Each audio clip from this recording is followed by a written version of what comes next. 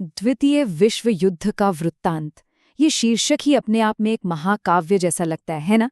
आज हम इसी को समझने की कोशिश करने वाले हैं कि आखिर इतनी बड़ी कहानी को कोई लिखने की शुरुआत कैसे करता है। तो वो क्या चीज है, वो कौन सी मुश्किल है जो द्वितीय विश्व युद्ध का वृत्तांत लिखना मतलब लगभग नामुमकिन सा बना देती है। चलिए इसे समझते हैं, क्योंकि ये सिर्फ इतिहास की बात नहीं है, ये कहानी सुनाने की कला की सबसे बड़ी चुनौतियों में से एक है। जरा सोचिए, 6 करोड़ लोग, 6 करोड़ किरदार और हर एक की अपनी कहानी, अपनी जिंदगी, अपनी उम्मीदें, अपनी लड़ाई। द्वितीय विश्व युद्ध की कहानी लिखने में सबसे बड़ी चुनौती यही है। इसका जो स्केल है ना, वो अकल्पनीय है। तो एक बात पहले ही साफ कर लेते हैं, आज हम युद्ध में क्या हुआ, कैसे हुआ, उस पर बात नहीं करने वाले हैं। नहीं, बल्कि हम ये समझने वाले हैं कि कोई इतिहासकार इतनी सारी बिखरी हुई कहानियों को एक बड़े मुकम्मल आख्यान में, एक बड़ी कहानी में पिरोता कैसे है। पता है, एक इतिहासकार ना एक नक्शा नवीस की तरह होता है। उसके सामने सच और तथ्यों का एक बहुत बड़ा एक विशाल महासागर होता है, और उसे उसमें से एक रास्ता बनाना होता है, एक ऐसा रास्ता जो हमें कहीं लेकर जाए। तो चलिए देखते हैं कि वो ये करते कैसे हैं। यहाँ पर मुद्दा सिर्फ ये नहीं है कि क्या हुआ था, नहीं, मुद्दा ये भी है कि उसे बताया कैसे गया। हम उन तरीकों और उन चॉइसेस पर गौर करेंगे जो एक इतिहासकार लेता है, क्योंकि हर एक छोटा चुनाव कहानी को एक नया मोड़ दे सकता है।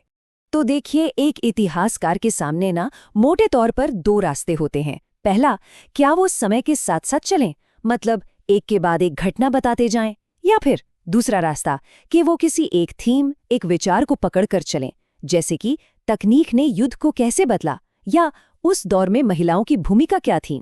अब देखिए, दोनों ही तरीकों के अपने फायदे भी हैं और अपने नुकसान भी। तो ये सब होता कैसे है? इतिहासकार एक प्रॉपर प्रोसेस, एक व्यवस्थित प्रक्रिया अपनाते हैं ताकि इतनी सारी जानकारी को एक सुसंगत कहानी में बदला जा सके।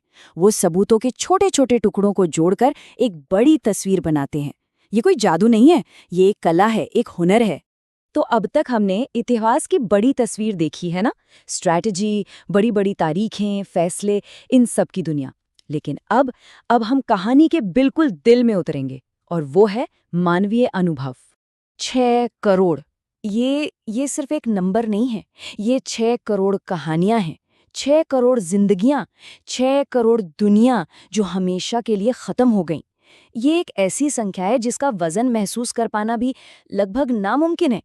लेकिन एक सच्चा वृत्तांत, एक अच्छी कहानी वही है जो इन बड़े बड़े आंकड़ों को आम लोगों की, उनकी निजी कहानियों से जोड़ती है।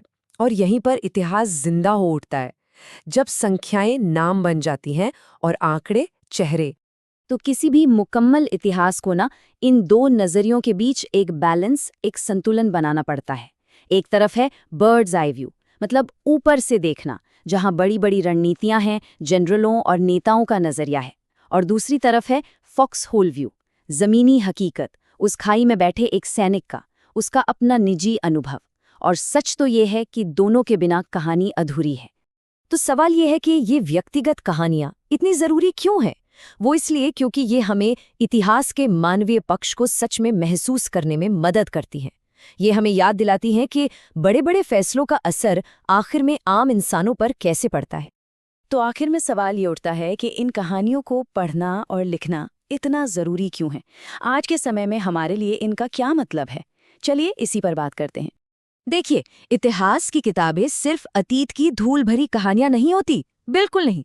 वे असल में हमारे आज को समझने का और हमारे भविष्य को आकार देने का एक जरिया है। वो एक आईने की तरह है जिसमें हम खुद को देखते हैं।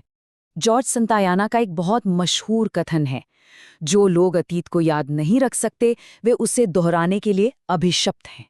ये वृत्तांत, ये कहानियां, ये हमें बस याद रखने में मदद करती हैं, ताकि हम सीख सकें। और हम इस पूरी चर्चा को एक आखिरी, सोचने पर मजबूर कर देने वाले सवाल के साथ खत्म करेंगे। हर इतिहास एक चुनाव है। हर कहानी कहने का मतलब है कुछ चुनना और कुछ छोड़ देना। तो सवाल ये है कि हम क्या याद रखना चुनते हैं और क्यों? और अंत में ये चुनाव हमारा ही होता है।